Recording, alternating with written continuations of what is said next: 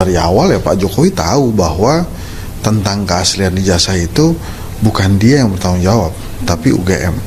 Nah, UGM tuh udah berkali-kali bilang bahwa ijazah Jokowi asli dan dia kuliah.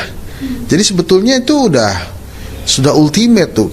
Misalnya kayak saya di Unpad, saya di UI, saya di BINUS. Itu kan begitu lulus, yang ngeluarin ijazahnya kan universitas-universitas itu. Pada saat dikeluarkan oleh universitas itu, kan kita percaya bahwa itu kan asli kan. Saya bukan ahli dokumen ya, jadi yang sebetulnya harus mengklarifikasi emang UGM. Nah, dalam hal ini UGM mau kepala jadi kaki, kaki jadi kepala, karena dia sudah pernah bilang asli, dia nggak bisa ganti itu, jadi dia akan asli terus. Jadi sekarang tuh situasinya sebetulnya tinggal urusan hukumnya aja. Tapi kalau tentang ijazahnya, menurut saya sih ya udah di stated sama UGM kan kalau ini asli gitu. Terus yang mau kita cari apa lagi? Kalau tentang ijazah, lagi-lagi yang mesti dilihat adalah yang mengeluarkan. Nah, UGM-nya udah bilang asli kok. Ya menurut saya sih cari siapa lagi yang lebih tahu dari UGM tentang keaslian ijazah itu.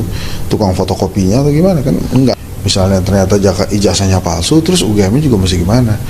UGM-nya membubarkan diri atau dibubarkan gitu karena mengeluarkan ijazah palsu misalnya kan? Enggak ya, dia sudah stated asli berkali-kali. Level hak menyatakan itu asli atau tidak itu lebih tinggi UGM yang mengeluarkan ijazahnya. Saya meyakini bahwa UGM berkata benar, karena menurut saya memang yang harus bertanggung jawab itu yang ngeluarin ijazahnya. Nah, kita kan misalnya pernah jadi mahasiswa kan gitu kan. Kalau mahasiswa kan begitu di wisuda dikasih ijazah ya kita terima, kan nggak pas kita dapat ijazah dipindahin gitu, asli nggak nih Pak? Oh, kan nggak gitu. Tapi kita percaya kan kalau itu asli gitu kira-kira.